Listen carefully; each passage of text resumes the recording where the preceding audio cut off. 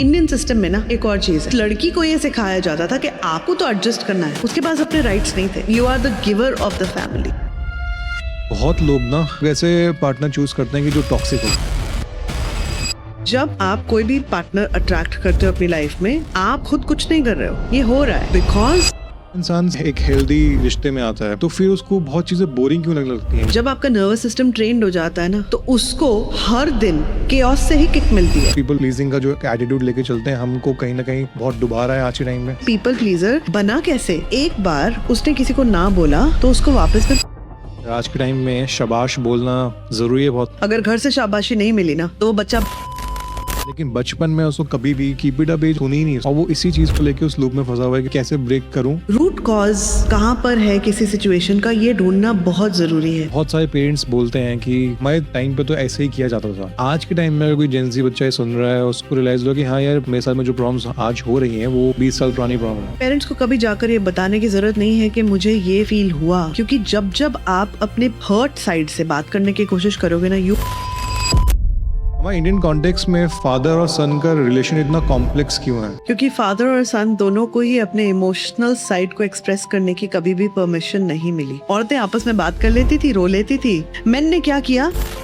But उसके father ने एक बहुत बड़ी लाइन खींच रखी है, आपने अगर ये लाइन क्रॉस कर दी तो उससे बड़ा कोई नहीं होगा। क्योंकि हम अपने फादर को एक अथॉरिटी की तरह देखते हैं, हम अपने फादर को कभी भी एक इंसान की तरह नहीं देख सकते। सॉर्टेड माइंडसेट से ज्यादा ना, when one person heals, a family starts to heal, a family becomes a family। हम अपने बच्चों को ना हमेशा विनिंग की तरफ को धक्का दे रहे हैं, बट वी आर फॉरगेटिंग कि आज टाइम बदल चुका है। आज इतने एंटरप्रेन्योर्स बन चुके हैं, हर इंसान आज के टाइम में।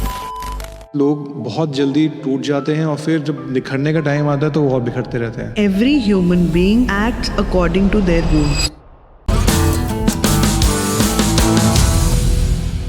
आज का एपिसोड थोड़ा ट्रिगरिंग होने वाला है, थोड़ा रियल, थोड़ा रॉ, क्योंकि यहाँ हीलिंग का इंस्टाग्राम वर्जन नहीं, एक्चुअल रियलिटी डिस्कस होगी। आज हम बात करने वाले हैं उन चीजों के बारे में जो हम सब फील करते हैं बट रेयरली एक्सेप्ट करते हैं। Inner child wounds, toxic patterns और वो अनकंफर्टेबल ट्रुथ जो हम अवॉइड करते रहते हैं। और इस डीप कॉन्वर्सेशन में, नो फिल्टर कॉन्वर्सेशन के लिए we have someone really special. Ma'am, बहुत लोग ना बहुत जोन में आके ऐसे चीज़ें चूज़ करते हैं लाइफ के ना। फॉर एग्जांपल, जब प्रोजेक्ट पार्टनर की मैं बात करूं, हम लोग ऐसे पार्टनर चूज़ करते हैं कि जो टॉक्सिक हो। हमारे दिमाग में कहीं ना कहीं ऐसा लगता है कि यार ये टॉक्सिक है, मैं इसको सुधार दूंगा या मैं इसको सुधार दूंगी। तो मैं आपसे पूछना चाहूँगा कि ये एग्जैक्टली प्यार है या हम कहीं ना कहीं पार्टनर कंट्रोल करना चाहते हैं लाइफ में? जब आप कोई भी पार्टनर अट्रैक्ट करते हो अपनी लाइफ में, सबसे पहले तो ये मान लो कि आप खुद कुछ नहीं कर रहे हो, ये हो रहा है। और ये हो क्यों रहा है? Is because you have certain wounds, you have certain patterns, जिसकी वजह से ऑटोमेटिकली आपकी तरफ ऐसे ही लोग ग्रेविटेट हो जाएंगे।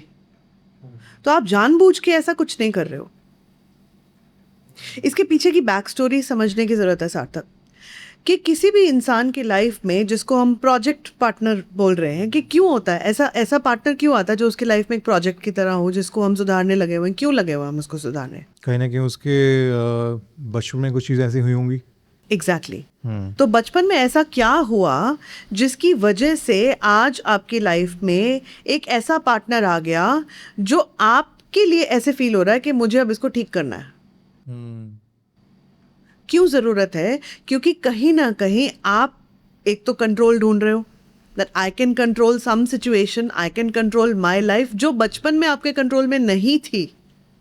इसीलिए आज आप उन्हें कंट्रोल करने की कोशिश करते ही जा रहे हो, इन which ever way.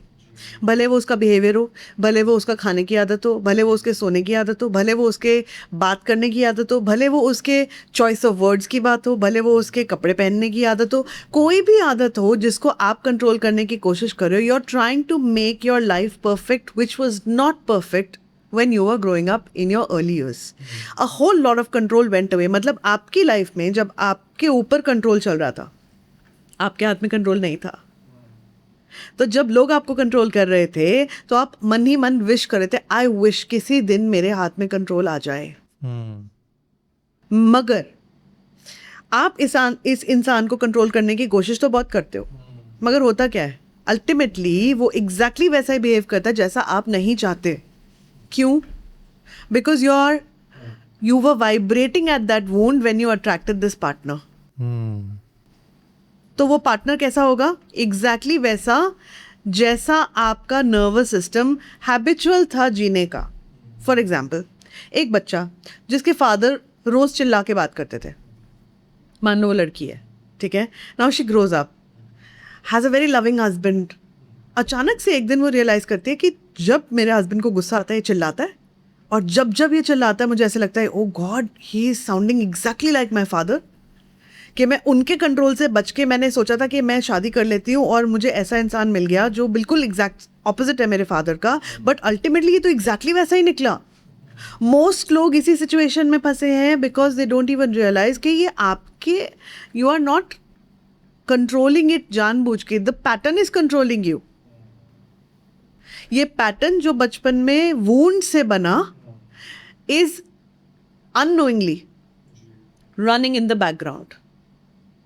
It is running the show for you. आपकी लाइफ में जो चॉइसेस आप बना रहे हो, फॉर एग्जाम्पल क्या चॉइसेस आप बना रहे हो, आपके पैटर्न्स क्या क्या कंट्रोल करते हैं. आप किन लोगों से मिलते हो, कौन लोग आपके दोस्त बनते हैं, कैसा आप प्रोफेशन चूज करते हो, किस बॉस के साथ आप काम करते हो, कैसे कोलीग्स के साथ आपका रिश्ता है, how much amount of money you make in your life, what is the kind of ease or struggles you face in your life, all of that is controlled by patterns of your life. तो आप नहीं हो जो control कर रहा है, patterns आपको control करते हैं.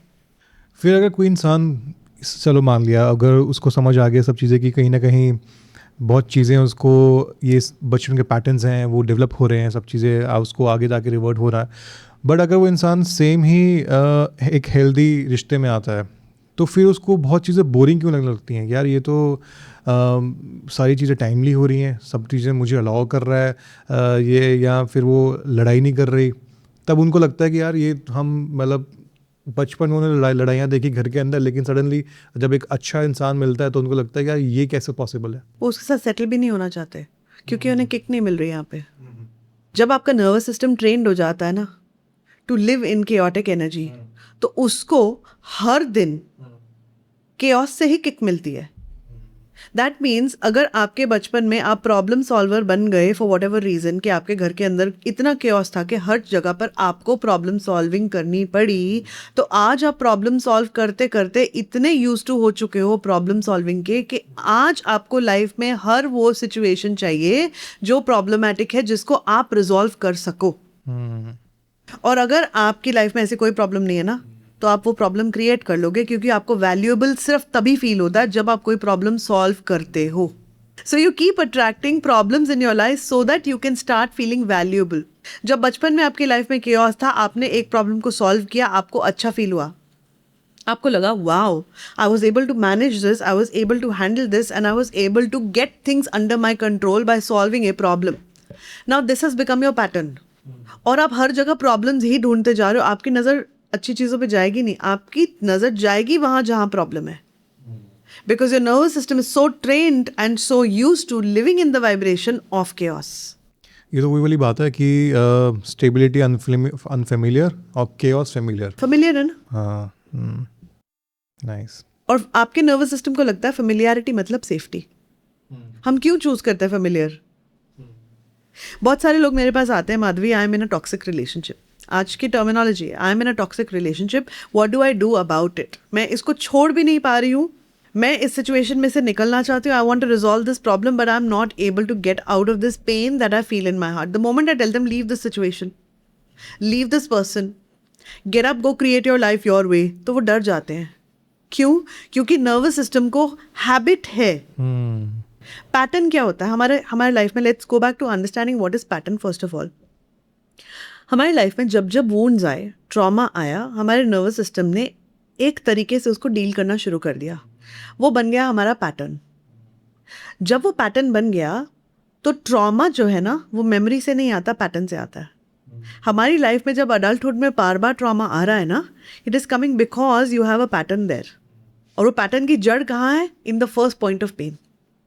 जब फर्स्ट पॉइंट ऑफ पेन आया, उसकी वजह से जैसी चीज़ें आपने अट्रैक्ट करनी शुरू कर दी अननोइंगली, फॉर एग्जाम्पल एक एक बच्चा है जिसको बुलिंग मिली, ठीक है, अब उस बच्चे ने मान लिया कि आई एम पावरलेस और मुझे आज चुप रहने की ज़रूरत है और मुझे आज कभी भी अपने लिए खड़े होकर बोलना नहीं, because the moment I start to speak everybody says you are foolish, you should not be talking. तो वो बच्चा बुली होता गया स्कूल में.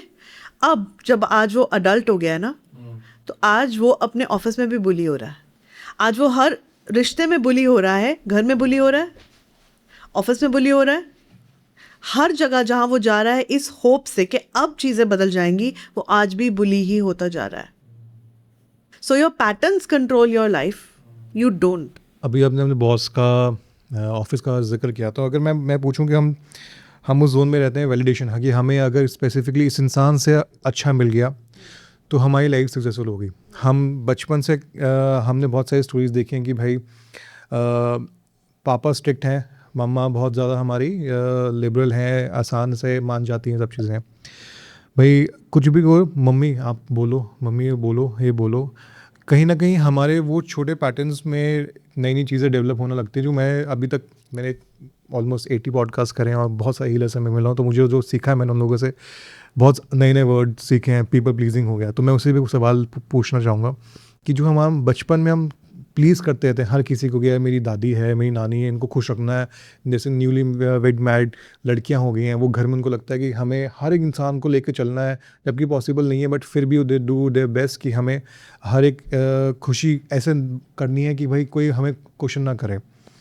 तो आपको नहीं लगता कि ये वैलिडेशन वाला जो एक हम चीज़ प्लस पीपल प्लीजिंग का जो एटीट्यूड लेके चलते हैं, हमको कहीं ना कहीं बहुत डुबा रहा है आज के टाइम में? 100%. It takes away your power. आप अपनी पावर में कभी खड़े होकर आपने समझा ही नहीं कि आपकी पावर है क्या, क्योंकि आपको शायद अपॉर्चुनिटी नहीं मिली कभी. एक पीपल प्लीजर कैसे बना? सबको हाँ बोल के. क्यों पहुंच गया वो वहाँ तक? Let's go back to that journey and understand कि एक पीपल प्लीजर बना कैसे, क्यों बन गया एक इंसान ऐसा कि वो सबको हाँ बोलता जा रहा है, सबकी मर्जी की करती जा रहा है और कभी अपने लिए स्टैंड नहीं ले पा रहा. वो इंसान ऐसा क्यों बना?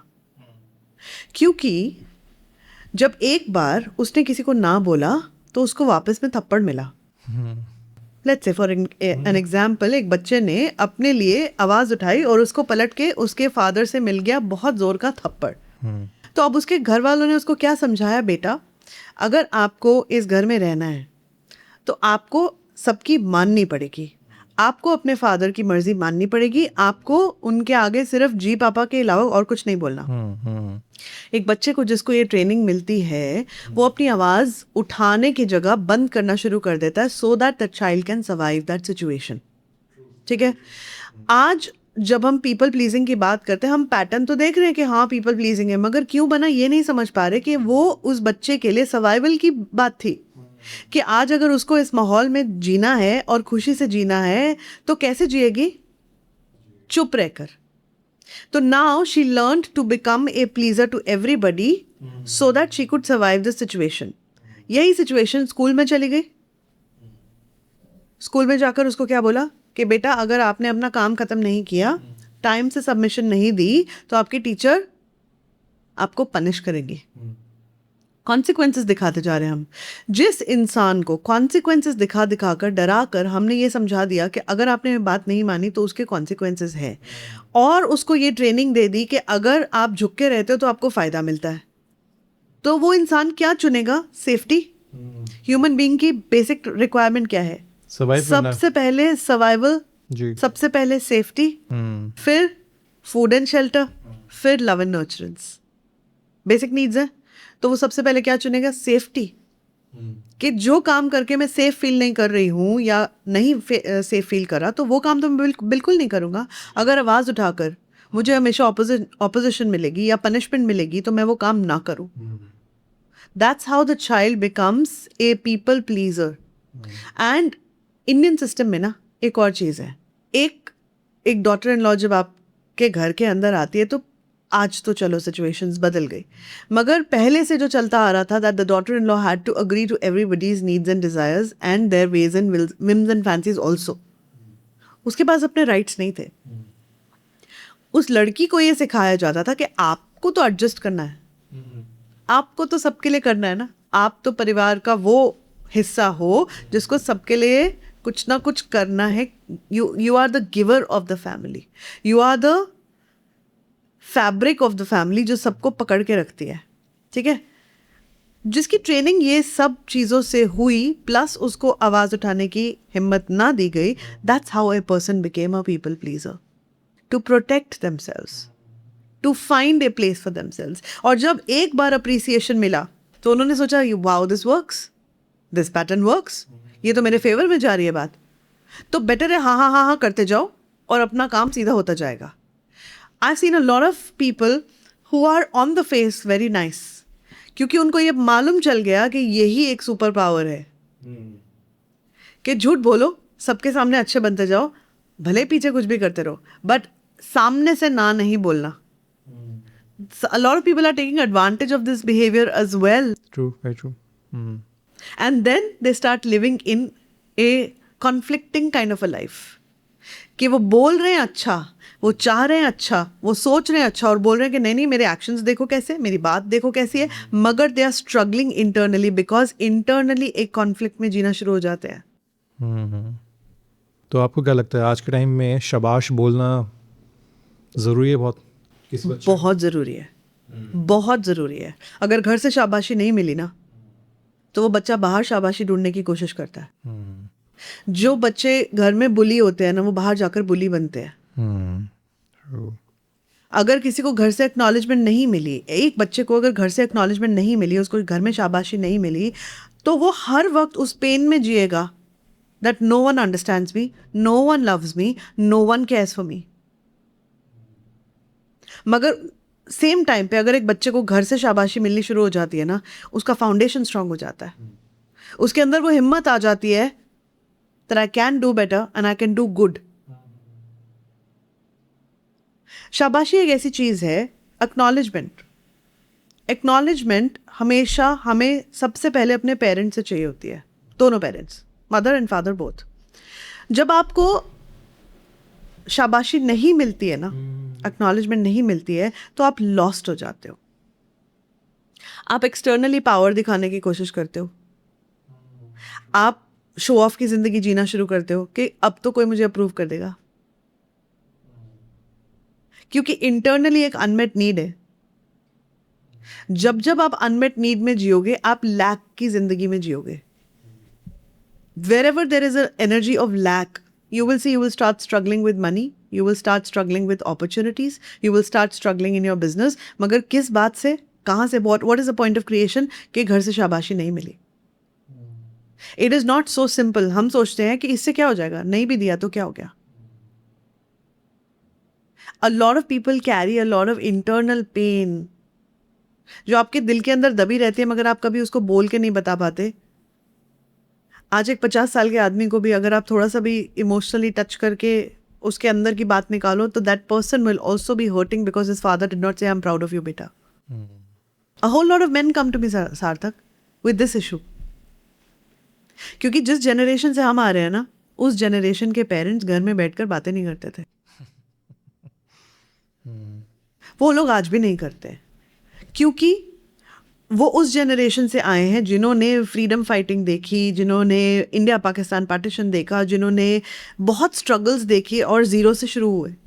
स्पेशली उस एरा के लोग जो 1947 में जी रहे थे या छोटे बच्चे थे या अडल्ट्स थे, उनकी लाइफ में जो स्ट्रगल्स थी वो बहुत मेजर थी.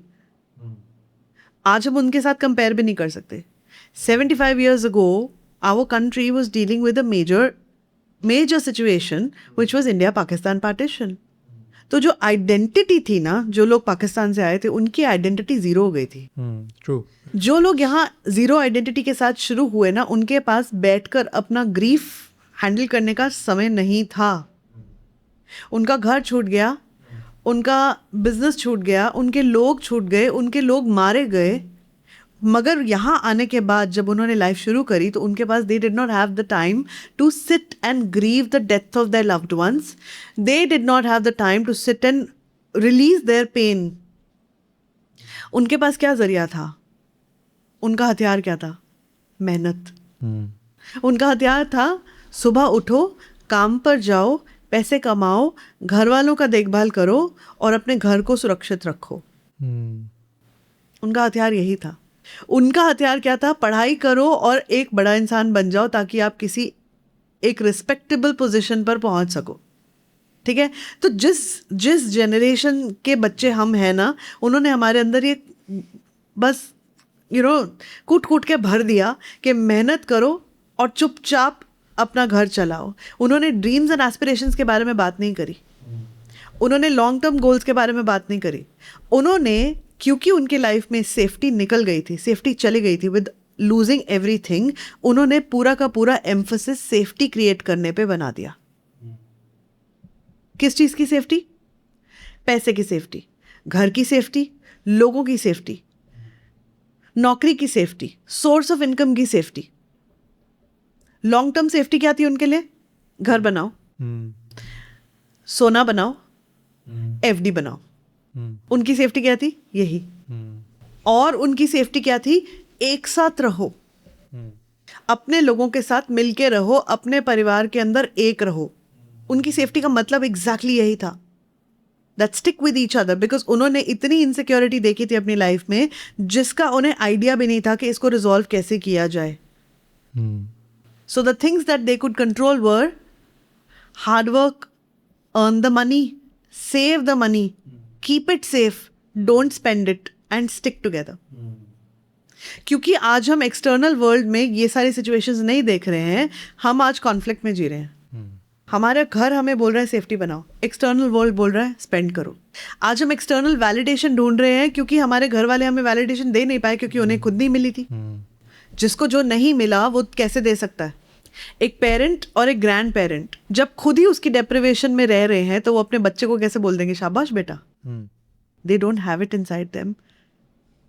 दे think it is more important to simply be a more humble human being, God fearing humble human being. ये हमारे वैल्यू सिस्टम है ना। ट्रू जी। मगर आज हम कॉन्फ्लिक्ट में इसलिए हैं क्योंकि एक्सटर्नल एनवायरनमेंट का, पीयर प्रेशर का, सोशल मीडिया का प्रेशर है हम पे, और वहीं से कॉन्फ्लिक्ट शुरू होता है। जब बाहर की बात हम जाकर अपने घर वालों को बोलते हैं that listen I want to buy a very fancy car, तो घर वालों का रिएक्शन क्या होता है? घर बना लिया तुमने? नौकरी पक्की हो गई तुम्हारी? शादी हो गई? नहीं हुई? तो पहले ये सब करो, पहले नौकरी फिर छोकरी। ड्रीम्स और एस्पिरेशंस की बातें नहीं होती हैं, इसीलिए नहीं होती। अगर मैं आपको एक रियल लाइफ सिचुएशन देता हूँ, मैं बताना उस इंसान को हम कैसे हेल्प करें। एक बच्चा है, अच्छा भला करियर में सेट है, लेकिन बचपन में उसको कभी भी पेरेंट्स से ना ये एग्जैक्टली शाबाशी, भाई कोई भी पॉजिटिव एफर्मेशंस वर्ड डिक्शनरी में ही नहीं थे उसके, ना पेरेंट्स के डिक्शनरी में ना उसके। कुछ करता तो पिटाई, नहीं तो भाई शांत, अच्छा करा कुछ नहीं, कोई रिएक्शन नहीं। बड़ा हो गया, स्कूल चला गया, कॉलेज चला गया, अच्छी डिग्री ले ली, अब शादी की उम्र आ गई। अब बोलता है कि भाई मुझे, जैसे एग्जांपल है, गाड़ी ले ली उसने, नई गाड़ी लेके आया घर पर और फिर पेरेंट्स को दिखाता है कि कैसा, लेकिन पेरेंट्स को रिएक्शन नहीं होता और वो उसी साइकिल में फंसा होता है कि यार अब मैं अबैंडन्ड फील कर रहा हूँ कि मेरी लाइफ पार्टनर भी है, लेकिन मैं अंदर से बिल्कुल, मैं मतलब जो एक बेसिक वर्ड कि भाई बहुत बढ़िया, बहुत अच्छा लग रहा है, कीप इट अप, ये जो कीप इट अप, ये जो लाइन है, ये कभी सुनी नहीं उसने और वो चाह रहा है सुनना, और वो इसी चीज़ को लेके उस लूप में फंसा हुआ है कि ओवर थिंकिंग लूप में कि यार मैं कैसे ब्रेक करूं। मैंने रियलाइज़ तो कर लिया कि ये कहीं ना कहीं एक पैटर्न है जो बचपन से डेवलप हो गया, बट नाउ नेक्स्ट स्टेप क्या होना चाहिए उस इंसान के लिए, वो कैसे उसको और डीपली जाके इंट्रोस्पेक्ट करके हील कर सके अपने आप को। सार्थक, हीलिंग कभी भी ना एक्सटर्नली नहीं हो सकती। हीलिंग कभी भी बातें करके नहीं हो सकती, हीलिंग कभी भी इंफॉर्मेशन से नहीं हो सकती। उसके लिए आपको, you will have to first of all sit down with your self and acknowledge your own truth. Root cause कहाँ पर है किसी सिचुएशन का, ये ढूंढना बहुत ज़रूरी है। जब तक हम रूट कॉज पे काम नहीं करते या उसके बारे में बात नहीं करते या रूट कॉज ढूंढते भी नहीं, तब तक we are only focused on the surface. तो ये इंसान अपने पेरेंट्स को बैठाकर समझाकर उनसे बात कर कर ये कभी भी क्रिएट नहीं कर सकता, बिकॉज वो जो इंटरनल फैक्टर है ना, द फीलिंग ऑफ रिजेक्शन, ये शाबाशी ना मिलना क्या वुंड क्रिएट करता है? It gets you to a feeling of feeling rejected by them. Human brain बहुत इंटरेस्टिंग है. जब उसको कोई चीज़ नहीं मिलती वो उसका एग्जैक्ट ऑपोजिट मानना शुरू कर देता है. ठीक है, मान लो एक बच्चा जब पैदा हुआ, उसके मान लो उसके मदर डॉक्टर है और उनको नाइट ड्यूटी पे भी जाना पड़ता है. उसके फादर आर्मी में है और वो कहीं और पोस्टेड है. तो वो बच्चा जब घर के अंदर बड़ा हो रहा है और उसके पेरेंट्स अवेलेबल नहीं है, वो रैशनली इस बात को नहीं समझ सकता कि मेरे पेरेंट्स का जॉब का नेचर ऐसा है कि उन्हें यहाँ से बाहर जाकर काम करना पड़ता है.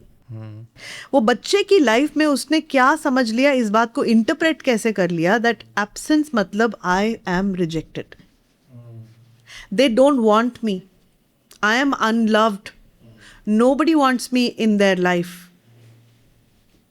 तो उस बच्चे ने लैक ऑफ प्रेजेंस को उनका रिजेक्शन समझना शुरू कर लिया. Unknowingly it landed in the child's world as rejection. अब जब ये बड़ा हुआ तो ये स्टोरी वहाँ गाड़ी से नहीं शुरू हुई, ये स्टोरी बचपन से भी नहीं शुरू हुई, ये स्टोरी बहुत पहले से शुरू हो गई. जब वो एक single cell in the mother's womb था, वहीं से जब when the mother started feeling that the father is not available for her, और the father started feeling the mother is not available for her, because दोनों की nature of jobs ही ऐसी है. Right now the child is growing up in such an environment. Now the child is born in such an environment. तो ये conditioning ये बचपन से नहीं शुरू हुई, ये बड़े होने से नहीं शुरू हुई, ये जीरो से शुरू हो गई.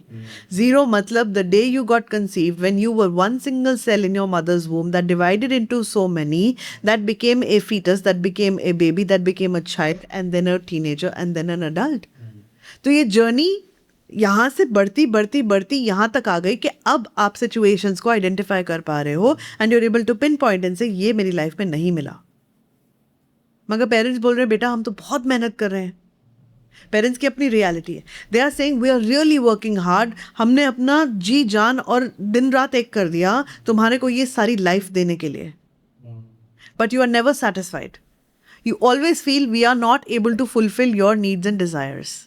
मगर उस बच्चे की अनमेट नीड क्या है? I feel rejected by my parents, I don't feel acknowledged, I don't feel loved. तो उस बच्चे को चाहिए क्या? एक वार्म टाइट हग.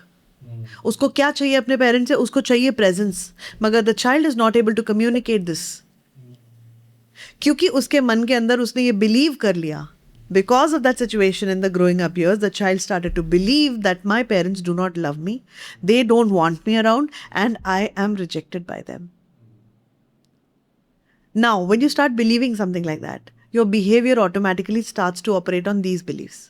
आपके beliefs आपसे वो actions करवाते जा रहे हैं जो true है या नहीं है वो एक अलग बात है. But whatever you believe is true for you in your life, and that's exactly what you keep creating in your life. तो ये बच्चा हर दिन चाहता है पेरेंट्स का प्यार मिल जाए, अटेंशन मिल जाए, अप्रिसिएशन मिल जाए, अप्रूवल मिल जाए, वैलिडेशन मिल जाए. नहीं मिल पा रहा क्योंकि उसकी जो अनमेट नीड है ना वो उस लैंग्वेज में उस तरीके से पूरी नहीं हुई जैसे उसको चाहिए थी. ठीक है, अब वो अपने फादर को जाके कन्फ्रंट भी कर देता है. तो बेटा फादर बोलेंगे बेटा I was there for you, जब तुम्हें मेडल मिला मैं वहाँ था, जब ये हुआ तब वहाँ था, मैंने सब कुछ किया, मैं छुट्टी लेकर आया, तुम्हारे हर मोमेंट के लिए मैं था. मगर उसने बोला जब मैं रात को सोता था तो आप नहीं थे ना, मुझे हग करने के लिए, मुझे स्टोरी सुनाने के लिए, मुझे सेफ फील कराने के लिए. जब मेरे बाकी दोस्तों के पेरेंट्स उनके बर्थडे पार्टी में आते थे आप नहीं थे, आप तब नहीं थे. So how do you resolve these situations? You resolve the situation by really going back to the root cause. इसको आप बैंडेड से ठीक नहीं कर सकते हो. कितनी भी बातें कर लो, आप कितना भी किसी को समझाने की कोशिश कर लो, these wounds don't go away by talking. Healing cannot happen by talking, Sarthak. Healing will only happen when you go down to the root cause, unlayer it, peel it, feel through it. You have to feel that pain and pass through that pain and completely empty out your system. Only then can you heal from it. क्योंकि जब तक उस emotion का charge रहेगा ना, वो charge जब तक खाली नहीं होगा ना, आपके अंदर से रिएक्शन आता ही रहेगा. वो चार्ज तभी खत्म होगा जब आपकी इमोशन को आप एक्नॉलेज करोगे, फील करोगे, उसको अपॉर्चुनिटी दोगे for it to even come out. So real premise जहाँ पर आप सेफली अपने इमोशंस को प्रोसेस करो is the most important thing for a human being in today's times. बातें करके अगर हीलिंग होती ना सार्थक, तो आज हर इंसान हील हो चुका होता, किताबें पढ़ के, कॉन्वर्सेशन सुन के, इंस्टाग्राम की रील्स देखकर, because there is so much information available so freely out there. But अगर बहुत सारे पेरेंट्स बोलते हैं कि हमने हमारे हमारे टाइम पे तो ऐसे ही किया जाता था, ठीक है, हमने तो यही सीखा, फिर उन लोगों को आप क्या बोलोगे? यार ठीक है, क्योंकि ये हमने ह्यूमन साइड, हमने थ्योरी साइड, हमने अवेयरनेस साइड सब समझ लिया कि भाई कहाँ से क्या चीज़ आई है, सारा थॉट प्रोसेस वो थॉट वूम में चला गया, वूम से हमने क्रिएट कर लिया. बट आज के टाइम में अगर कोई जेंजी बच्चा ये सुन रहा है, उसको उसको रियलाइज़ हुआ कि हाँ यार, प्रॉब्लम मेरे साथ में जो प्रॉब्लम्स आज हो रही हैं वो अभी की नहीं, 20 साल पुरानी प्रॉब्लम है, और वो शायद 20 साल भी नहीं, 20 साल 9 महीने पुरानी प्रॉब्लम्स है. तो वो अपने पेरेंट्स को कैसे समझाएं? क्योंकि बहुत है आजकल, जितनी ज़्यादा अवेयरनेस बढ़ रही है इंस्टाग्राम पे, सोशल मीडिया पे, अलग प्लेटफॉर्म पे लोग आवाज़ उठा रहे हैं, हम मेंटल हेल्थ की बातें करते हैं तो वो कहीं ना कहीं उस चीज़ को समझ रहे हैं कि यार लेकिन ये भी एक साइड देखी गई है कि भाई उनको लगता है कि ठीक है, उनके पेरेंट्स की गलती नहीं है, पेरेंटिंग की गलती नहीं है, उनको जो सिखाया गया वो अपना सेम करते गए. तो ऐसे में आप क्या सोचते हो, फिर क्या बोलना चाहोगे इस पर? पेरेंट्स को कभी जाकर ये बताने की ज़रूरत नहीं है कि मुझे ये फील हुआ, क्योंकि जब जब आप अपने हर्ट साइड से बात करने की कोशिश करोगे ना, you will go and create more hurt in that relationship. जब तक आप हर्ट हो तब तक जाके कॉन्वर्सेशन मत करो, स्पेशली ये कन्फ्रंटिंग कॉन्वर्सेशन.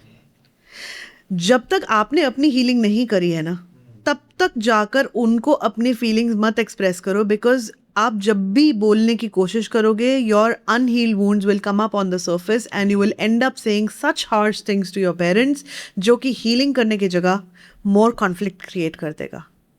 तो सबसे पहला काम खुद पे करो, चुपचाप अपने अपने अकेले खुद के साथ बैठकर करो, किसी कोच के साथ करो, but don't go and confront them until you have healed your own self.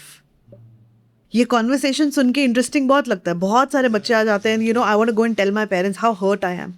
You go and do it, you will create more trouble in your family. Healing ऐसे नहीं होती है. हीलिंग ऐसे नहीं हो सकती कि मैं आज जाकर आपका कॉलर पकड़ लूँ और आपको बोलूँ आपने मेरे साथ गलत किया. It can't happen like that. या healing happens, healing is a state of being, it's not an act of doing. ये बहुत इंपॉर्टेंट बात है. हीलिंग एक एक्शन का नाम नहीं है. हीलिंग एक स्टेट ऑफ बीइंग है, जो आप जहां तक आप पहुंचते हो.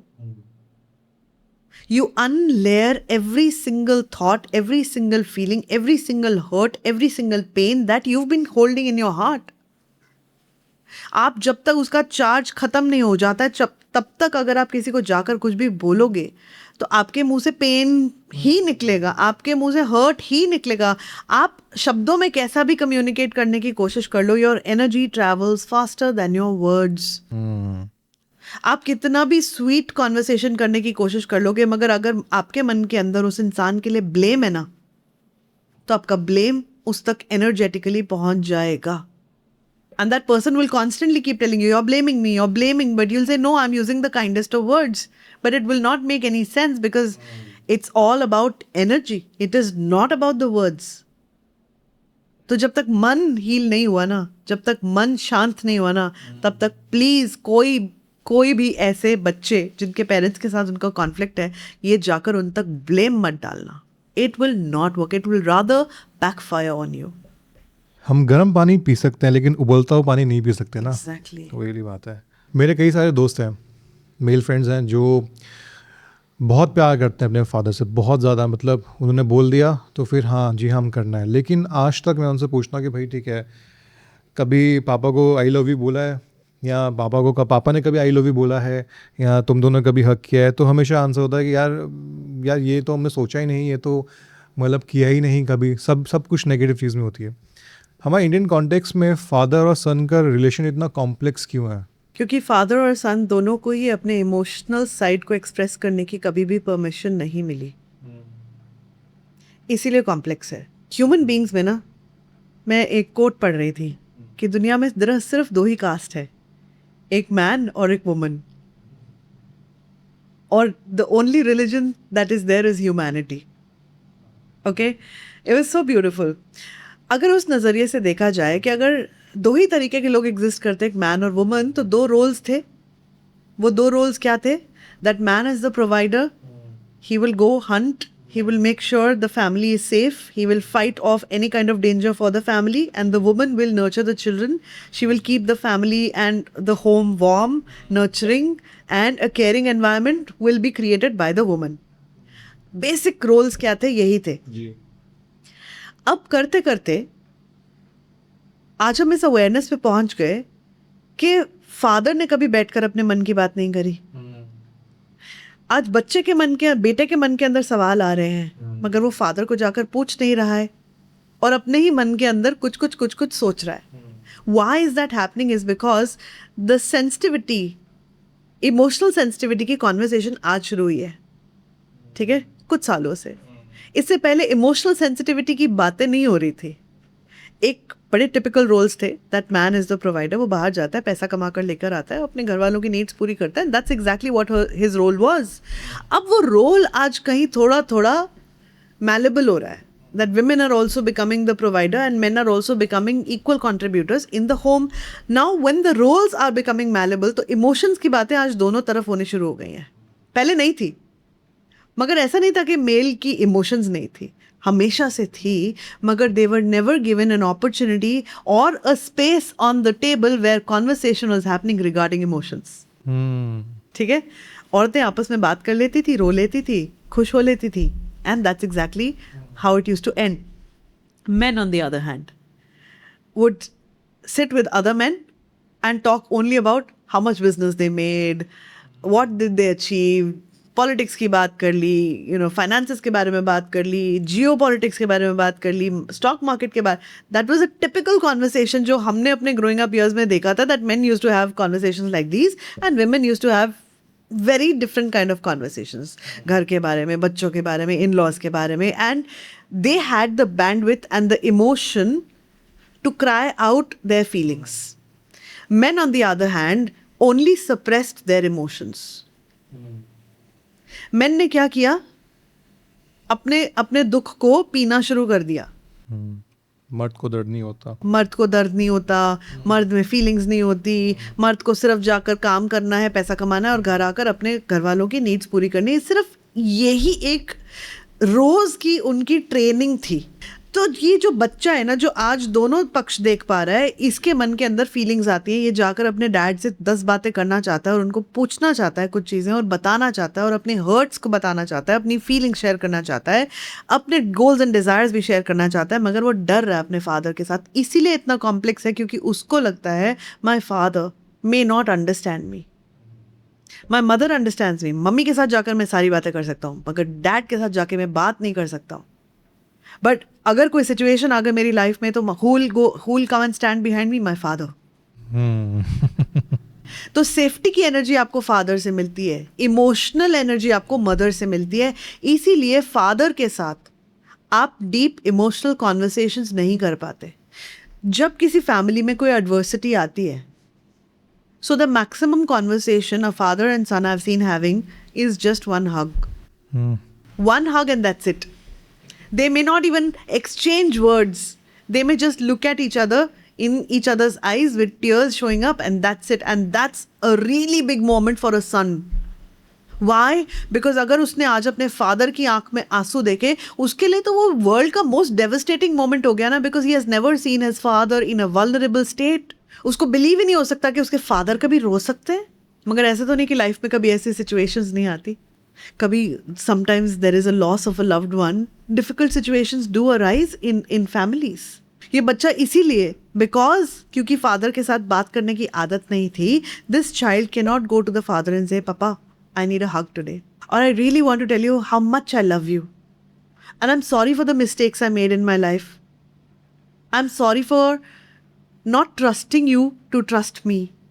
बट अगर हम बोलें कि अगर फादर बहुत स्ट्रिक्ट रहा, ठीक है, उसकी प्रोफेशन ऐसा रहा, और वो एक बहुत बड़ा गैप आ गया कि भाई सपोज चलो बच्चा धीरे समझ भी रहा है कि मैं आज की सिचुएशन लेते हैं, हमारा अगर पॉडकास्ट वो बच्चा देख रहा होगा तो वो समझेगा कि ठीक है यार, मैं बात ये करना चाहूँगा, अपने फादर से बैठ के कि कैसा रहा आपका दिन या जो भी चीज़, बट उसके फादर ने एक बहुत बड़ी लाइन खींच रखी है, बचपन में बहुत पिटाई हुई है, सब कुछ बहुत स्ट्रिक्ट है, लेकिन हाँ आपने अगर ये लाइन क्रॉस कर दी तो फिर भाई वो क्या कहावत है उसकी, मुझसे बड़ा कोई नहीं होगा, फिर वो चीज़ें।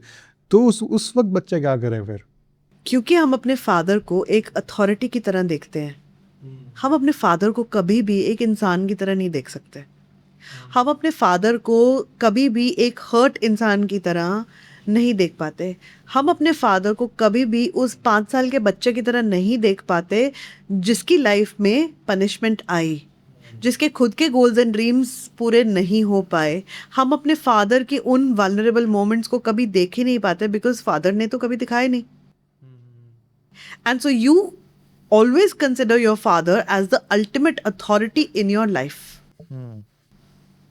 तो आप अथॉरिटी फिगर से वल्नरेबिलिटी की एक्सपेक्टेशन नहीं करते हो।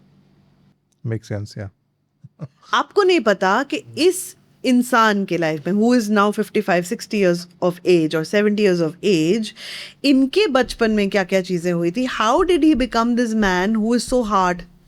Maybe he was beaten up as a teenager. Maybe that's the moment when he decided कि आज के बाद मैं अपने मन की बात किसी को नहीं बताऊंगा because it is absolutely unsafe. आज के बाद मैं इतनी strong masculine energy अपने आजू बाजू प्रोजेक्ट कर दूंगा कि कोई ये एक लाइन पार करके मेरे तक ना पहुंच पाए। And he forgot कि ये तो मेरे खुद के बच्चे हैं। I can allow them to come in. I can allow my wife to come in. I can allow my own parents to come in. I can allow my siblings to come in. I can allow my friends to come in. But that man is living under threat mode himself. और हम blame करते हैं that my father is so strict. हम blame करते हैं उनके ऊपर कि ये हर वक्त गुस्सा करते रहते हैं, एक छोटी सी बात के ऊपर चिल्ला देते हैं, ये कभी मेरी फीलिंग्स की कदर ही नहीं कर पाते, ये मेरी मदर की फीलिंग्स की कदर नहीं कर पाते। He doesn't understand my mother is getting hurt. He doesn't understand I am getting hurt. उन्होंने बोल दिया 9 बजे घर आना है तो 8:45 बजे आप घर नहीं घुसे तो आपको पिटाई मिल जाएगी 9 बजे। You don't understand that this man had lost somebody in his childhood, इसीलिए वो आज डर में जी रहे हैं। Like this exactly happened in my life. Okay, when I was a teenager, for my family 6 बजे was everybody should come back home. 6 PM हम सबका डेडलाइन था, भले वो मैं थी, भले वो मेरे फादर थे, भले वो मेरे ग्रैंडफादर थे। सब लोगों को 6 बजे घर के अंदर हो जाना चाहिए था। ठीक है, अगर मेरे टाइम में 5 मिनट का भी गैप आ गया, 6:05 हो गए, तो मुझे एक थप्पड़ मिल जाता था। क्यों? I used to think my father is a really disciplined man and he can not tolerate 5 minute की देरी। Turns out my father was growing up in a time line where his parents were dealing with war. मतलब उनके बचपन में उन्होंने war देखी, उन्होंने India Pakistan partition देखा, उन्होंने इतनी इनसिक्योरिटी देखी जहाँ पर उन्होंने ब्लडशेड देखा। ठीक है, now how did this man become so hard is because he was a scared man who is trying to protect his family today. और वो कैसे प्रोटेक्ट करेंगे? By trying to control everybody's in time. तो वो आज मुझे control करने की कोशिश नहीं कर रहे हैं, वो आज एक सेफ्टी एनवायरनमेंट कंट्रोल करने की कोशिश कर रहे हैं कि मेरे परिवार वाले हमेशा सेफ रहने चाहिए। When did I discover this? Probably 10-12 years ago. और तब तक मुझे ऐसे ही लगता था कि that my father has a really hard time understanding कि आज दुनिया बदल गई है और 6 बजे के बियॉन्ड काम होता है। And even after I was a mother, my father would tell me, तुम अभी तक घर नहीं पहुंचे, 6:30 बज गए। So whole lot of people must be like me जिनको ये नहीं समझ में आ रहा कि ये फादर रिएक्ट क्यों कर रहे हैं। गैप ऑफ कम्युनिकेशन इसलिए है क्योंकि एक तो एनवायरनमेंट नहीं है घर में बात करने का ना, और दूसरा हम उन्हें कभी उस नज़र से देखते ही नहीं कि वो भी तो एक हर्ट बच्चा हो सकते हैं। उनके मन के अंदर भी कितने वल्नरेबिलिटीज़, कितने फियर्स हो सकते हैं। अगर मैं एक चीज़ और पूछूँ, जैसे कि भाई शैडो ऑफ पेरेंट्स बच्चे बनते हैं, चाहे हम एक्सेप्ट कर लें कि हम उनको माफ़ भी कर दें उनकी गलतियों को समझ के, भाई ठीक है उनको शायद उस वक्त वो सही लगा, उन्होंने वो किया हमारे लिए, जो बेस्ट कर सकते थे हमारे लिए किया। लेकिन कई लोग ऐसे होते हैं कि जो एक बहुत बड़ी वॉल क्रिएट कर लेते हैं जैसे बड़े होते हैं कि नहीं मेरे को नहीं बात करनी मेरे फादर से, या मेरे को नहीं बात करनी मेरे मदर से, उसने ऐसा किया, आपने मेरे को सिस्टर से बात नहीं करनी, जो भी चीज़ें हैं। आपको नहीं लगता कि हम कहीं ना कहीं अपने माँ बाप के अनहील्ड वर्जन्स को ही रिपीट कर रहे होते हैं? ऑलवेज, हमेशा। एक बच्चे के डीएनए में वो सारी इंफॉर्मेशन आ गई जो उसके पेरेंट्स की लाइफ की रियलिटी थी। आज जब वो बच्चा बड़ा हो गया तो उसकी लाइफ के जो जितने भी ट्रबल्स हैं, जितने भी मिसअलाइनमेंट्स हैं, वो वहीं से आ रहे हैं बिकॉज पेरेंट्स के अनहील्ड वुंड्स हैं। अगर हमारी लाइफ में संस्कार आते हैं, हम उनके जैसे दिखते हैं, हम उनके जैसा सोचते हैं, हमारे टेस्ट उनके जैसे हैं, तो डीएनए में कोई छन्नी तो लगी नहीं है कि सिर्फ अच्छी चीज़ें आएंगी और ख़राब चीज़ें नहीं आएंगी। DNA carries all information, the good, bad and the ugly. तो उनके वुंड्स भी आए, उनके फियर्स भी आए, उनके ट्रॉमास भी आए, सब कुछ आ गया। So parents will feel troubled कि मुझे ये तो बिल्कुल नहीं चाहिए था, now I am seeing exactly that in my own children. वो इसीलिए क्योंकि the parents were unaware and they could not heal their own wounds in time. तो आज जो मेरे पास लोग आते हैं ना, जो पेरेंट्स नहीं बने, मैं सबसे पहले उनको कंग्रेचुलेट करती हूँ कि आज आप अपनी लाइफ में सिर्फ अपने लिए नहीं, अपने आने वाली जनरेशन के लिए भी काम कर दोगे। When you heal, you don't just heal yourself, you heal an entire family in all directions. जो चले गए उनके वुंड्स भी आप आज बैठकर क्लियर कर रहे हो। आने वाली जनरेशन्स के लिए आप एक कंप्लीटली क्लियर प्लेटफॉर्म क्रिएट कर रहे हो जिसमें they can come and thrive and they don't have to suffer. और जो लोग ऑलरेडी पेरेंट्स हैं उनको डरने की जरूरत नहीं है, you still can work. Like अगला क्वेश्चन यही होता है कि अब now I am already a parent, what do I do with it? You don't have to fear it. Even today, you are enough. One single human being is enough to start the journey of healing. आपने अगर आज काम शुरू कर लिया ना, एक experiment है जिसके अंदर, जिसको डबल स्प्लिट एक्सपेरिमेंट बोलते हैं, that you cut a particle into half, and whatever this particle is vibrating at, the other half will also start to vibrate at it. That means that whatever you start, wherever you start, उसका आपके environment पे, आपसे जो भी जुड़ा है उस तक भी उसका इम्पैक्ट जाएगा ही जाएगा। अगर आपकी फैमिली अलाइंड नहीं भी है ना, आपकी फैमिली इस कॉन्वर्सेशन के लिए भी रेडी नहीं है ना, तो भी one single human being is enough to start the journey of healing, even if others are not aligned. You don't have to wait. I mean, बहुत सारे लोग आके मुझे बोलते हैं, ma'am I am coming into therapy because of the people who don't want to come to therapy. That's okay. At least you are doing it. And that's the best part of all of this, that you have started your journey. And that's the most important part of this journey. एक ही इंसान काफी होता सब कुछ पलट देने के लिए। गांधी जी अकेले थे। You know, all revolutionaries started as an independent. If you just, I mean, even if you don't look at it from a perspective of science and spirituality, आप दुनिया में देख लो ना, चेंज मेकर एक इंसान शुरू हुआ था और उसने सब चीज़ पलट दी।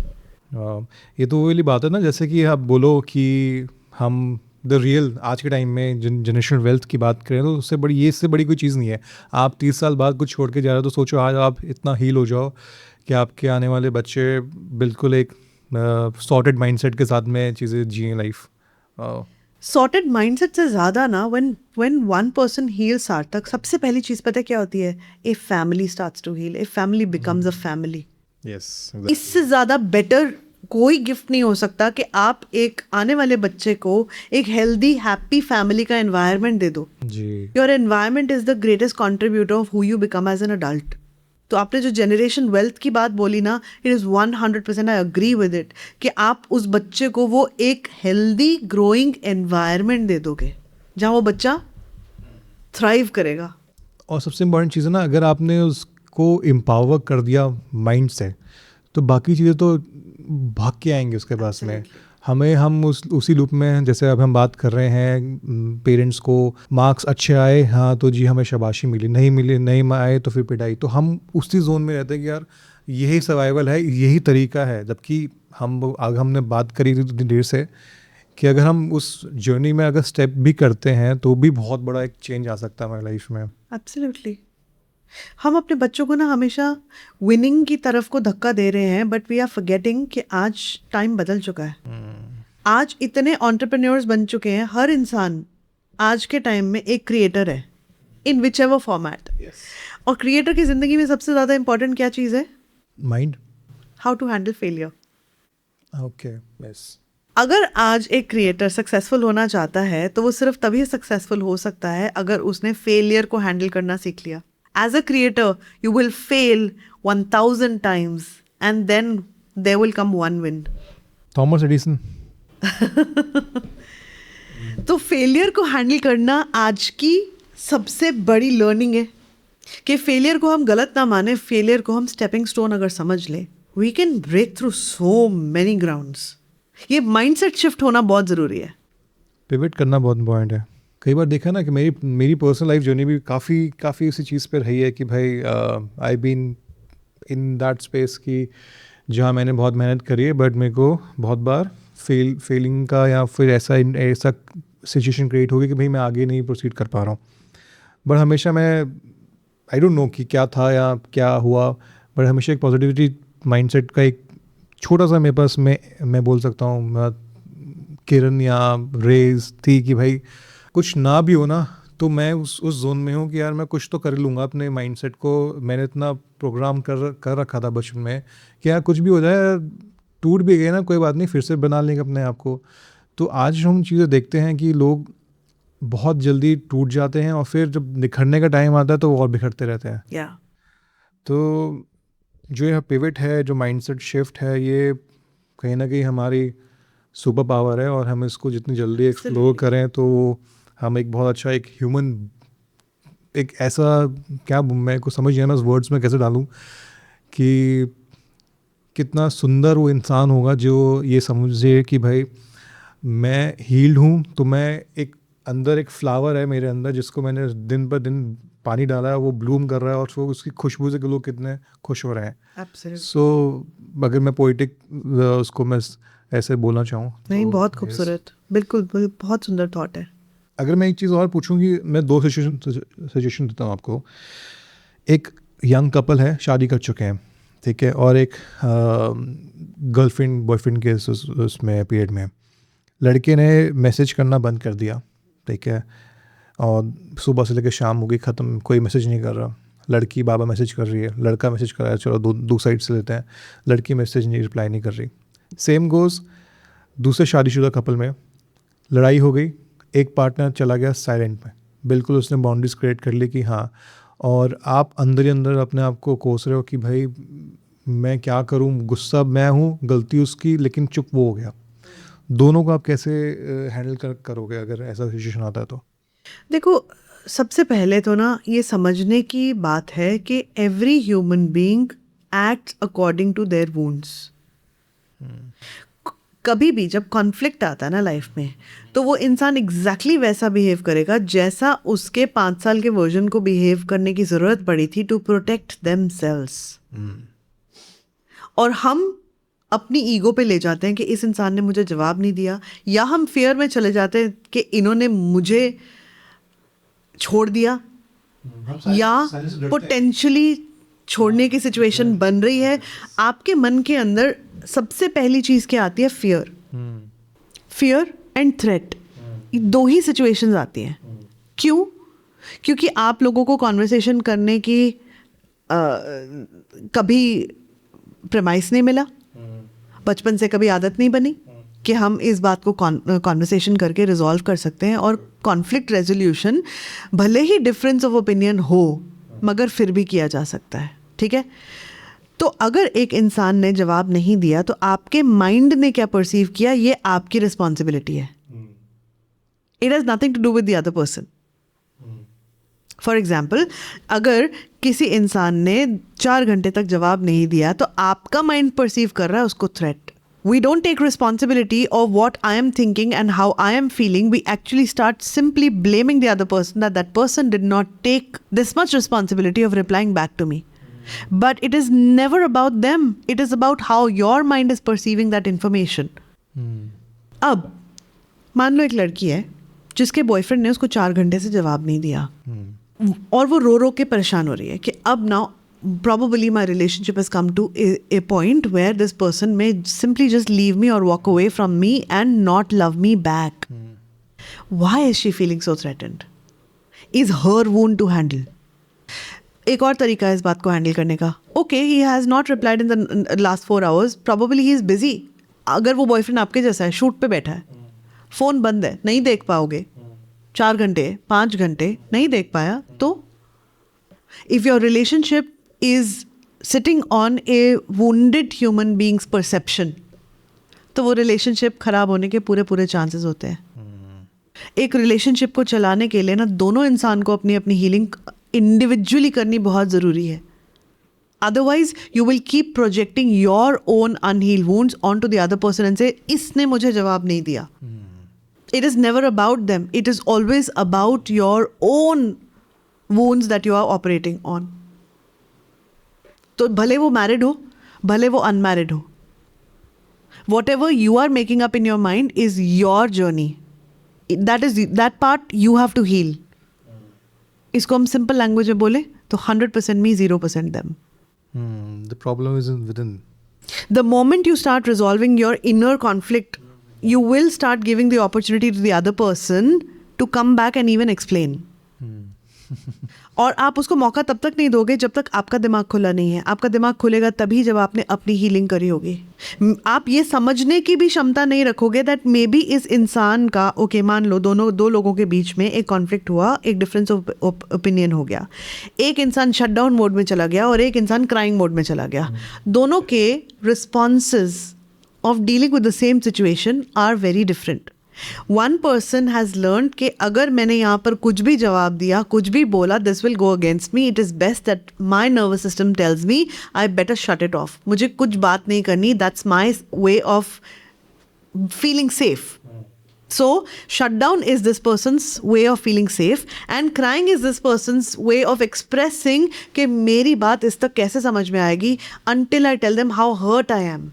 So how can these two people come to the same ground and start having a healthy conversation is by first healing your own wounds. ये पैटर्न शुरू कहाँ से हुआ?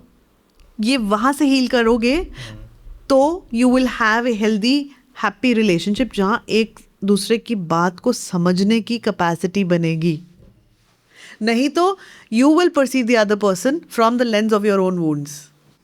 भी कितना सही बोला आपने ना कि it's not about them, it's about us. Absolutely.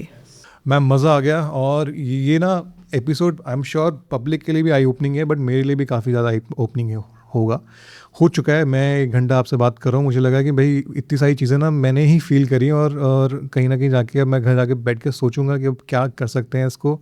जैसे आपने बताया कि it's not a one day thing, एक जर्नी है, लेना पड़ेगा, स्टेप लेना पड़ेगा और उसके आगे फिर देखो चमत्कार. So thank you so much. जाने से पहले हमारे प्लेटफॉर्म के लिए और हमारे पब्लिक के लिए आप कुछ कहना चाहोगे? First of all thank you so much सार्थक. मुझे ये कॉन्वर्सेशन आपके साथ करके बहुत मज़ा आया. यू आर वेरी इनक्विजिटिव और आप जो सवाल पूछ रहे हो they are very very interesting. So I really really enjoyed this.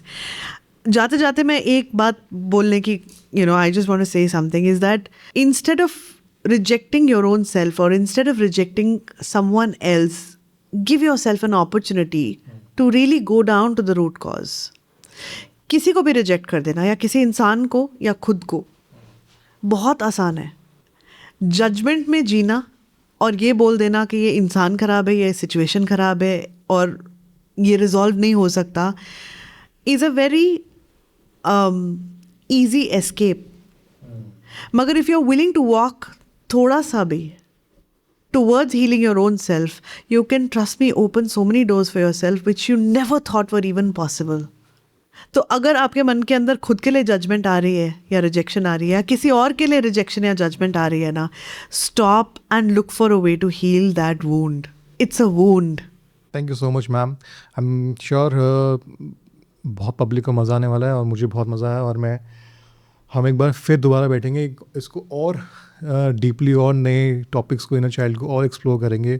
We need, हम कहते हैं ना हम यंगेस्ट कंट्री है दुनिया की, तो भाई क्यों नहीं ऐसे माइंड्स हम क्रिएट करें तो शायद एक खूबसूरत दुनिया बना सकते हैं आगे चल के. Thank you so much and फिर मिलूँगा आपसे मैम. Thank you.